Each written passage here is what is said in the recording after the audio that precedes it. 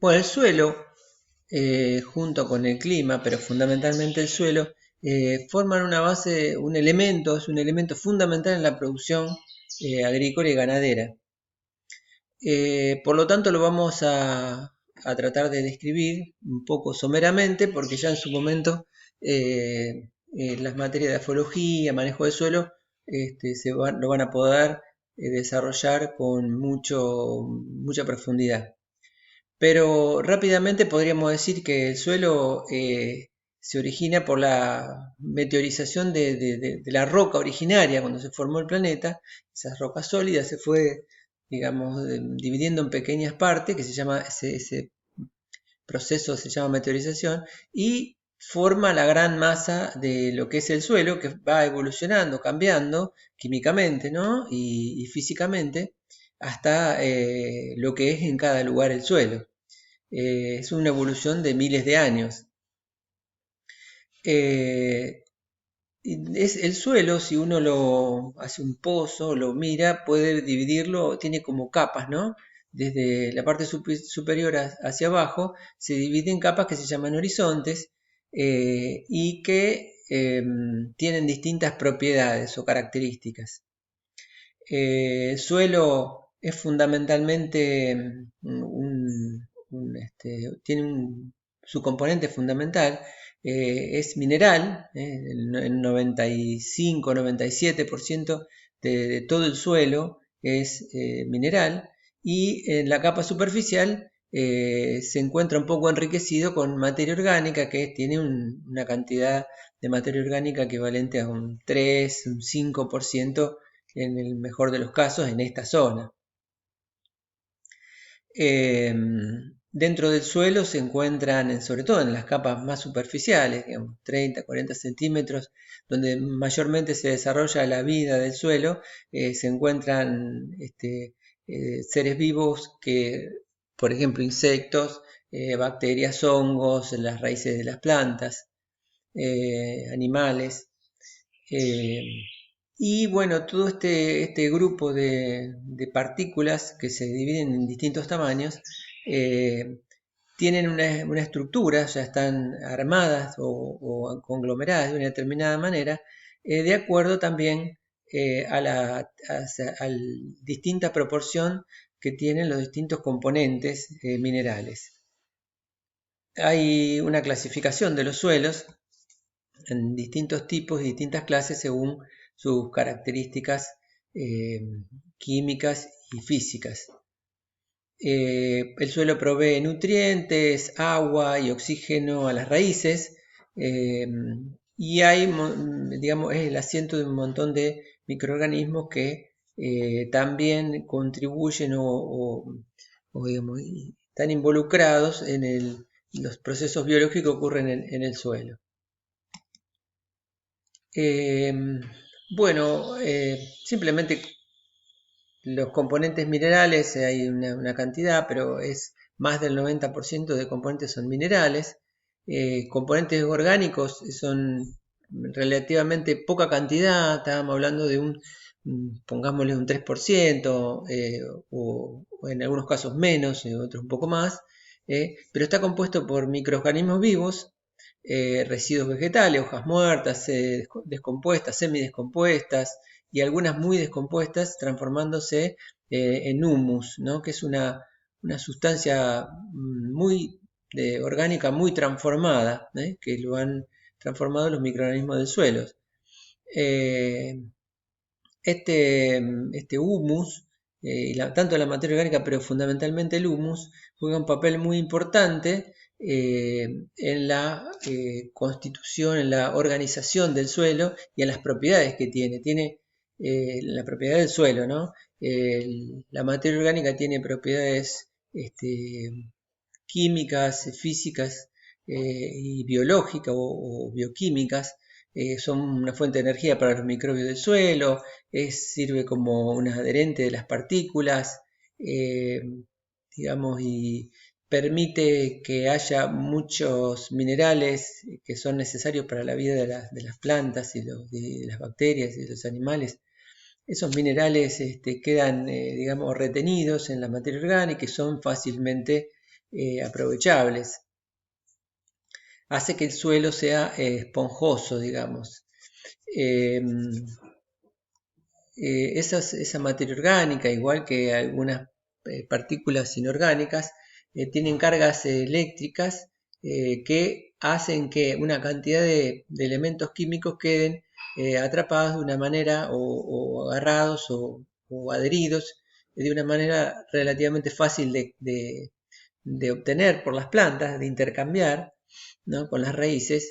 Y las más activas son las de un tamaño pequeño, que se llaman coloides, y que tienen una capacidad alta de interactuar en el suelo. Bueno, acá simplemente se ve como una raíz puede, con un pequeño partícula de suelo, que estamos hablando de menos del micrón del tamaño, cómo puede intercambiar con las raíces, donde las raíces están liberando ácidos, por ejemplo, hidrógeno, y pueden intercambiarlo por un mineral como potasio, calcio, magnesio, etc.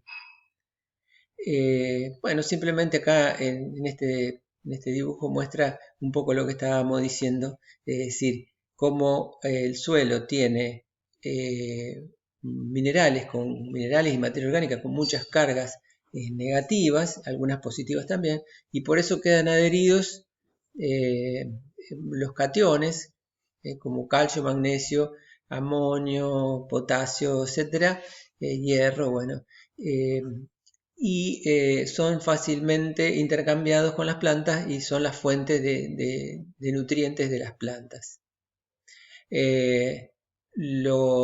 Acá se muestran 16, o mejor dicho, no son 16, pero junto con el hidrógeno, carbono y oxígeno son los 16 elementos imprescindibles, ¿no es cierto?, para las plantas. Encontrándose, por ejemplo, también azufre, boro, zinc, cobre, bueno, y puede haber en algunos casos algunos otros más que sean, estos son los necesarios. Se dividen o los dividimos, digamos, en primarios, secundarios y microelementos, depende de la cantidad con lo cual lo utilizan las plantas. Las plantas utilizan en grandes cantidades nitrógeno, fósforo y potasio, en menor cantidad azufre, calcio y magnesio, y en mucho menor cantidad el boro, hierro, etcétera, aunque todos son necesarios, imprescindibles, digamos, todos son esenciales. Simplemente un cuadro para mostrar que en algunos casos, digamos, entre cultivos hay una diferencia bastante importante en cuanto extraen del suelo de estos minerales por cada tonelada producida. Por ejemplo, una alfalfa que produce 18 toneladas, bueno, tiene que extraer del suelo 220 kilos de calcio y 45 de magnesio por hectárea. Bueno, y así también los otros cultivos, maíz, algodón. Bueno, hay algunos, un ejemplo acá solamente. Otro elemento también muy importante en el suelo es la acidez, es decir, o mejor dicho, el potencial de hidrógeno o el pH. Los suelos normalmente están alrededor, cercano a la neutralidad, pero del lado ácido, digamos, están entre 5,5 y 7 de pH, en lo más normal. Pero puede haber suelos que estén muy por encima de eso y también en esos rangos se dificulta el crecimiento de raíces y microorganismos también. Bueno, en la escala esto es una escala de pH simplemente. Si uno mira la cantidad de nutrientes que están disponibles, el ancho de la faja significa la disponibilidad, van a ver que más o menos en el rango de entre 6 y 7 está la mayoría bastante disponible. Con el aluminio es tóxico, por lo tanto, con un pH demasiado bajo empieza a ser muy disponible el aluminio, que es tóxico. Bueno, y vemos que también las bacterias con un pH un poco ácido también empieza a ser restrictivo. También pasa lo mismo con pH muy alcalino, o sea, con más de 7 empieza a ser restrictivo en algunos de los minerales y por lo tanto en el crecimiento de las plantas. También es importante la textura. La textura sería la proporción que hay de los tamaños de los minerales, que se dividen en arena, limo y arcilla. La arena, que son las partículas más gruesas, el limo más fino, y las arcillas son las más finas de todo, digamos, menores del micrón, y que son las más activas químicamente, digamos, donde tienen esas cargas negativas que hablábamos hoy.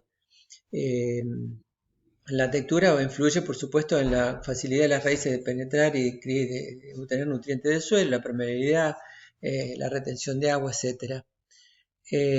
Bueno, esto es un cuadro que muestra cómo se denominan algunos suelos, depende de la proporción que tengan esos tres elementos, arena, limo y arcilla, van a ser arcillosos o arenosos o francos, por ejemplo. El grupo que está acá en el centro, que son francos, son los suelos de mejores características, mejores condiciones para el crecimiento de las plantas. Después, a medida que se alejan de esa condición, empieza a haber mayor dificultad. Otro de los elementos también que son importantes en el suelo es la estructura, es decir, cómo esas partículas primarias se agrupan para formar pequeños agregados, cascotitos, que esa forma de agregarse o de juntarse va a formar la estructura y la capacidad porosa que tenga el suelo, la capacidad de retener agua. Acá, por ejemplo, se ve que la estructura es laminar cuando se encuentran en forma de pequeñas capas, que eso es una estructura no es muy buena porque dificulta la circulación de agua y aire. Cuando es muy arcilloso hay estructuras prismáticas muy duras, se forman como prismas verticales que son muy duros para la penetración de las raíces, por lo tanto no son muy buenos para el crecimiento de las plantas. Bueno, bloques, distintos tipos de bloques según las cantidades, proporciones que tengan de distintos componentes, y las más pequeños pueden ser, cuando son muy chiquititos, van formando estructuras migajosas que hacen que haya mucho aire y también almacenen mucho agua. El agua en el suelo es uno de los elementos más importantes, además del aire, ¿no? Pero el agua se encuentra en el suelo, en los poros del suelo, o sea que depende de la estructura del suelo y de su textura. Hay tres niveles, digamos, de agua importantes, que son la saturación, cuando están ocupados todos los poros, capacidad de campo, cuando no ya están ocupados los poros, no escurre, digamos, es la máxima cantidad de agua que puede retener el suelo. Y después, cuando se va secando, llegamos a un momento que si bien hay algo de agua, las plantas se marchitan y ese punto se llama punto de marchitez, y cada suelo tiene una capacidad de almacenar agua distinta. Por ejemplo, un suelo como este que tiene 200 milímetros hasta el 1,20 m de profundidad, mientras que en algunos otros donde hay alguna obstrucción pueden llegar a tener 140 milímetros de capacidad de retención de agua. Bueno, y por último muestro acá como en un mapa los distintos capacidades que tienen distintos suelos en la República Argentina. Estos suelos están asociados a cada color, indica una capacidad, un índice como una especie de índice de productividad, capacidad agrícola. Entonces el verde, que es la zona donde estamos nosotros, hay mucho de este tipo de verdes, es porque tienen mucha capacidad agrícola.